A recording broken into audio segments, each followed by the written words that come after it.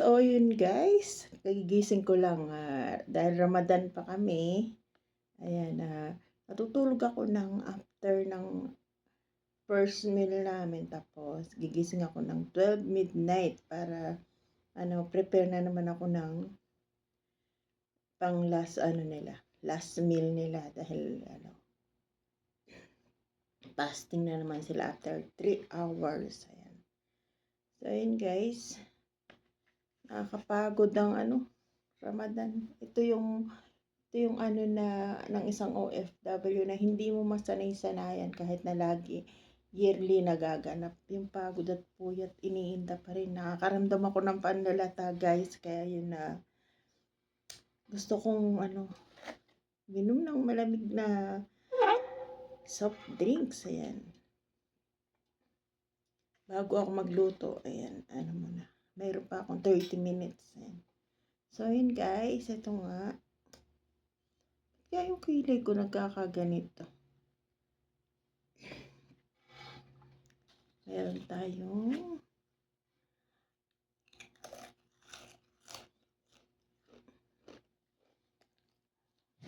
mga kapanlata. Pag Ramadan kasi guys, ang kain lang.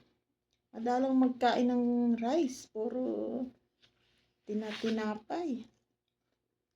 Ang daming sale pag Ramadan.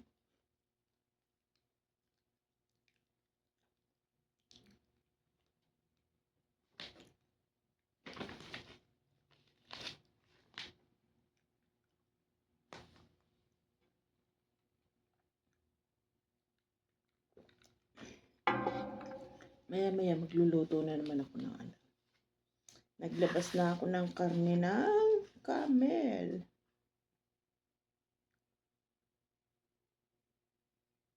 Na lang, 14 days na lang guys. Ang aming Ramadan patapos na.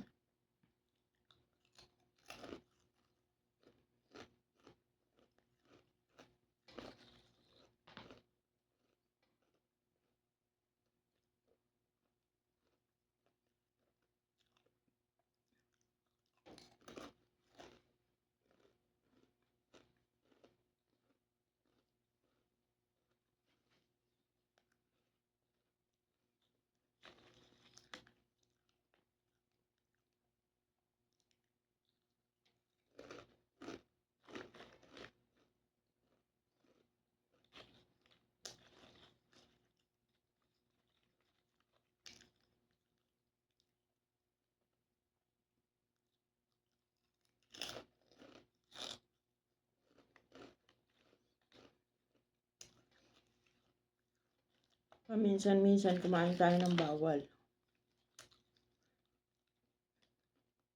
Wag lang lagi. Siguro nagsosoft drinks ako twice a month, ganyan. Pag lang, para bang, alam niyo yung pag nakakaramdam ka ng parang nanlalambot ka, yung nanlalata, ganon. Parang ito yung ko. Parang nagpapasigla ng katawan ko. Madalang ako mag-soft drinks, guys.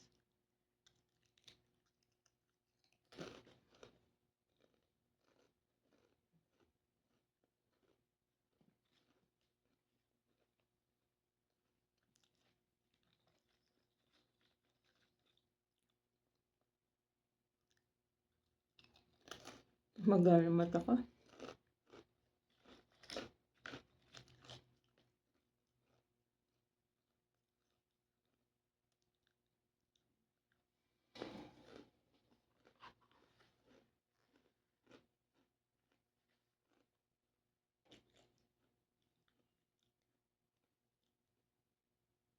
Sarap mamili ngayon pag Ramadan, daming sale.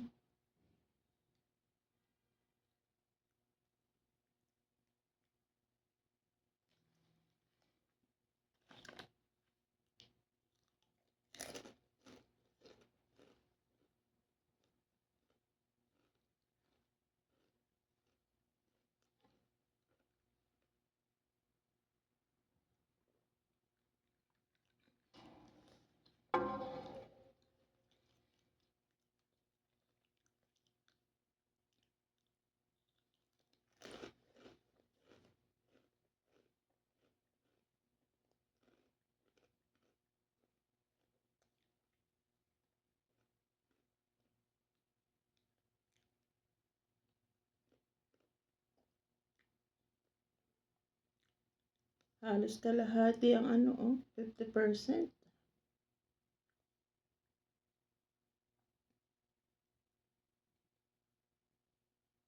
Sarap sana mamili nito, mga cookware.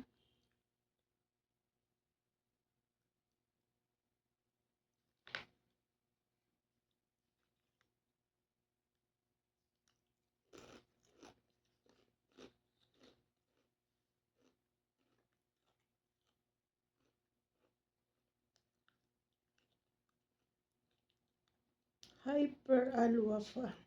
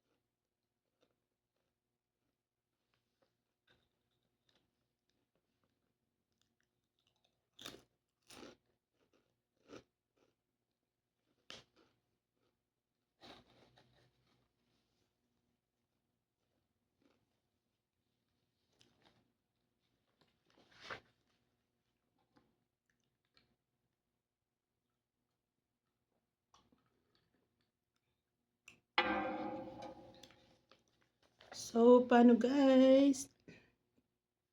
Kailangan ko na lumabas ng kusina. Mag 1 a.m. na. Till my next vlog. Ingat po tayong lahat. Bye-bye.